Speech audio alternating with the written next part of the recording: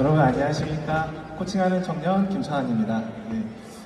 저는 다양한 경험들을 통해서 2014년부터 청소년들과 청년들을 대상으로 진로와 꿈 그리고 취업 컨설팅을 하면서 활동을 해왔고요.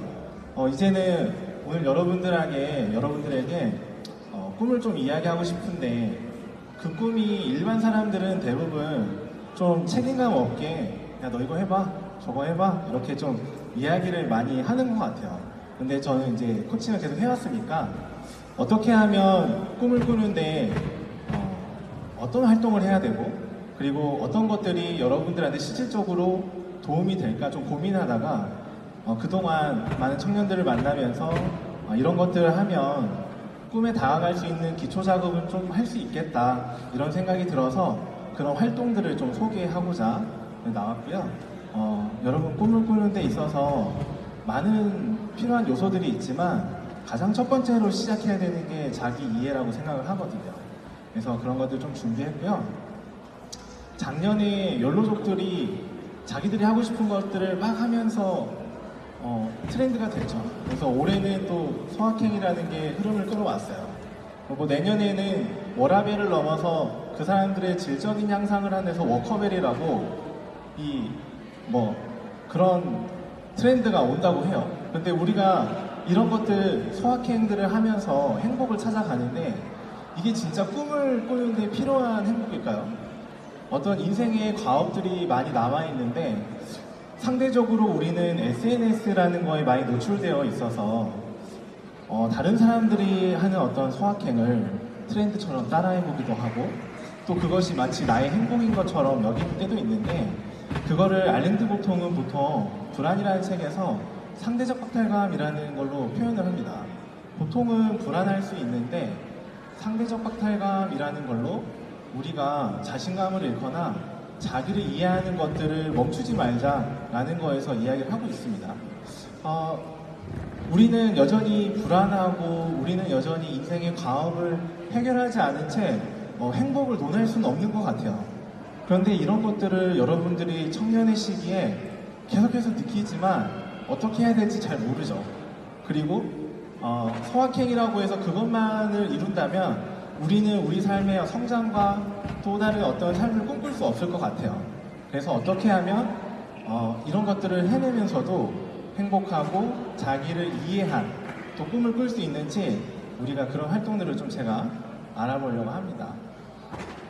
그리고 불안을 넘어설 때 한 가지 문제에만 집중하게 되면 그 문제를 해결할 수가 없을 때도 있어요. 조금은 문제에서 뒤로 이렇게 물러나서 문제를 지그시 바라보면서 문제를 해결할 수 있는 그 키를 찾는 활동들을 해야 되거든요. 근데 그것이 저는 꿈을 찾는 과정이라고 생각을 했고 그것이 자기를 이해하는 것부터 시작된다라고 생각을 했어요. 그리고 그 첫 번째 활동 중에 가장 기초가 되는 것은 자기 인생을 정리하면서 내가 중요하게 여기는 가치가 무엇인지 발견하는 거예요. 제가 여러분들한테 자기이해라는 거를 계속 말씀드릴 텐데 여기에서 자기이해를 들으실 때 한 개인이 중요하게 여기는 가치를 구체화하는 것 이렇게 정의를 내리시면서 들으면 좋을 것 같아요. 이 활동 중에는 좋았던 경험과 안 좋았던 경험이 있습니다. 태어날 때부터 현재까지 나이별로 시즌별로 그런 경험들을 한번 적어보는 거예요.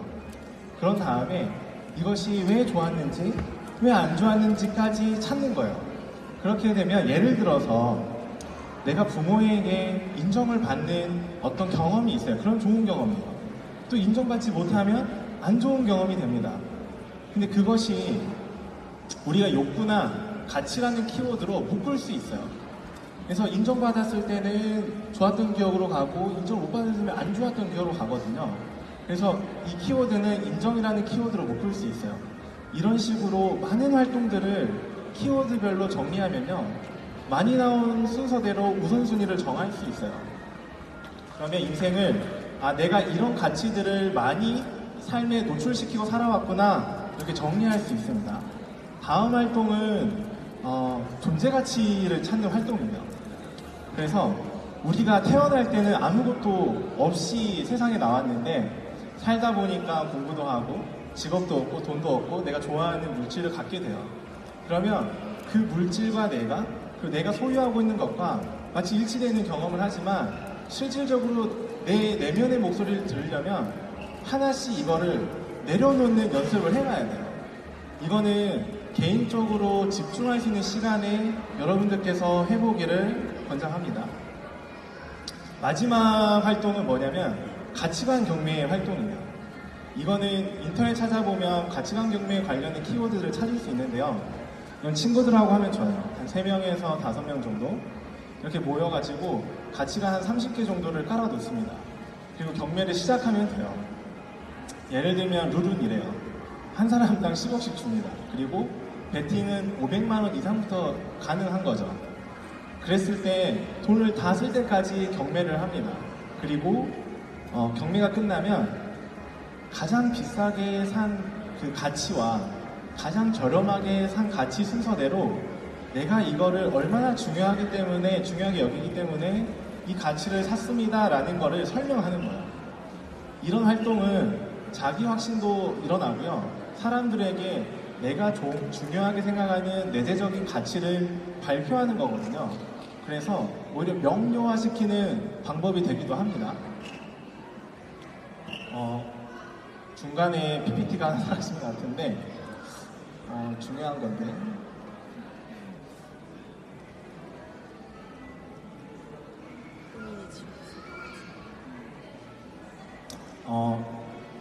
인생에서 가치를 발견하는 것이 굉장히 중요한데요. 그게 첫 번째 단계예요.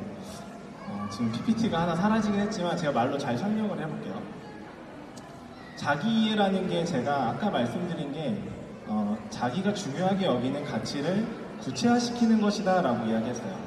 살면서 우리가 가치를 내가 확인하지 않고 살아갈 수 있어요. 하지만 그것을 우리는 살면서 삶에 계속해서 중요하니까 노출을 시키죠. 그러면 사람들이 그 노출시킨 걸 가지고 뭐라고 하냐면 야, 너 이거에 재능 있다. 너 이거에 소질 있어. 그러면 저도 칭찬도 받고 인정을 받으니까 이거에 대해서 하나씩 좀 내가 관심을 갖고 해봐야겠다 이런 생각을 합니다. 그러면 그 다음 단계로 우리는 학습이라는 과정을 거쳐요. 예를 들면 그림을 그리는 친구가 계속해서 재능을 발견하다 보면 계속해서 다양한 영역의 그림들을 그려보기 시작하고 그런 것들을 찾아보고 시대별로 그림들을 분석하기 시작해요. 그리고 자기만의 상상을 통해서 그림을 깊게 그리기 시작합니다. 그래서 스펙트럼을 넓히고 깊게 다루는 작업을 해요. 이걸 우리는 학습이라고 하거든요. 가치를 발견하고 그것이 재능이 되고 그것을 학습을 했어요. 그리고 이 학습을 통해서 사람들이 말하는 거예요. 너 이거 되게 잘한다. 너 앞으로도 이런 걸로 먹고 살 수 있을 것 같아. 너 이거 탁월한 게 너의 모습인 것 같아. 이렇게 이야기합니다. 그러면 우리는 그 다음 단계는 내가 다른 사람이 이거를 잘 전달할 수 있는 정도, 삶에 유통시킬 수 있는 정도, 사회에 유통시킬 수 있는 정도가 되면 이거를 나눔이 가능한 역량이라고 봐요. 그래서 우리는 역량이라는 것까지 가치를 끌어올리는 거거든요. 그런데 보통은 우리 청년과 청소년 세대가 수능을 맞이한 세대거든요. 이 가치와 재능을 어느 정도 단절시킨 다음에 학습을 통해서 스펙이라는 걸 쌓은 그 다음에 역량을 인정해주는 기업에 들어가기 시작하는 거죠. 그러니까 취업이 결론이 되는 거예요. 하지만 가치와 재능을 인정해주는 사회에서 살아가기 시작하고 또 그 사회의 시작이 나로부터 시작된다면 내가 먼저 나의 가치와 재능을 인정해줄 때 내가 꼬리낼 점이 취업이 아니라 창업이 될 수도 있고 나의 어떤 사회적 활동이 될 수도 있는 거예요. 다양한 것들을 우리가 풀어놓기 시작하기 위해서는 가치와 재능의 발견이 정말 중요하다라는 이야기를 좀 드리고 싶고요. 한 가지는 이런 게 있는 것 같아요. 가치를 씨앗이라고 보고요. 재능을 새싹이라고 봤을 때 그 새싹이 잘 커서 나무가 될 거잖아요. 그럼 저를 나무라고 한번 여겨보고 한번 상상을 해볼게요. 저는 코칭하는 사람이니까 따뜻한 마음을 전달하고 싶어요. 그러면 이 따뜻한 마음을 맺는 나무가 되는 거예요. 그러면 저의 열매는 따뜻한 마음이죠. 그럼 제가 나무여서 자양분을 통해서 이 열매를 잘 맺도록 노력을 합니다. 그래서 이 열매가 따뜻한 마음이라는 열매가 맺어요. 이거를 열매 맺으면 뭐 할까요? 제가 먹을 수 있나요? 제가 뭐 나무를 가지를 잘라서 먹을 수는 있겠죠. 하지만 이 열매는 누군가가 와서 따서 먹어줘야 이 나무의 순 기능을 다 한다고 저는 생각해요. 그러면 이 따뜻한 마음이라는 거를 누군가 따서 먹었어요. 그러면 누군가 한 사람이 그 사람이 또 다른 나무라면 그 사람이 열매 맺는 데에 또 다른 에너지로 그 자양분으로 쓸 거예요. 저는 저희 부모님을 통해서 그 자양분을 많이 받았다고 생각했고 사랑을 많이 입은 사람이라고 생각했어요. 그렇듯이 누군가에게는 이런 열매를 줄 수 있는 사람이 필요하고 또 그런 사람이 돼야 된다고 저는 생각하는데 꿈은 그런 것 같습니다. 어떤 목표 지향적인 것이 아니라 존재 지향적인 관점에서 봐야 된다고 생각해요. 하지만 우리 청소년들, 청년들도 여전히 경쟁해야 되는 구조 안에 있기 때문에 목표 지향적인 생각으로 꿈을 또 꿀 수 있거든요. 근데 내가 맺은 열매를 누군가에게 전달하듯이 이 커넥션하는 작업, 연결하는 작업을 존재와 존재가 한다라는 거에 대해서 잊지 않고 꿈을 그리셨으면 좋겠어요. 요즘에 마치 긴 터널을 지나가듯이 보이지 않는 어떤 취업 준비생이나 또 대학 생활을 하시는 분들이 제 주변에 굉장히 많고 또 그런 분들이 취업을 하는데 고생을 많이 하고 있어요. 저는 응원하고 싶은 마음에서 이런 이야기를 합니다. 어두운 생각이나 힘든 생각을 계속 곱씹다 보면 얼굴로 그게 드러나고요. 마음의 상태로 그게 드러나고 또 행동으로 드러나고 또 그것이 의사결정까지 영향을 미치거든요. 그런데 질문 하나를 하자면 검은 개하고 흰 개가 있는데 누가 이길까요? 똑같은 종인데 어떤 사람은 검은 개요, 어떤 사람은 흰 개요 하는데 이유가 다 그래요. 검고 조금 더 포악하게 느껴진대요. 흰 개니까 무조건 이긴대요. 제가 말하는 결론은 많이 먹고 힘센 강아지가 이겨요. 무슨 말이냐면 내가 자꾸 안 되는 거를 생각하면서 그걸 계속 곱씹고 묵상하고 생각하면요 그게 어떤 의사결정이 다 이길 수 있어요.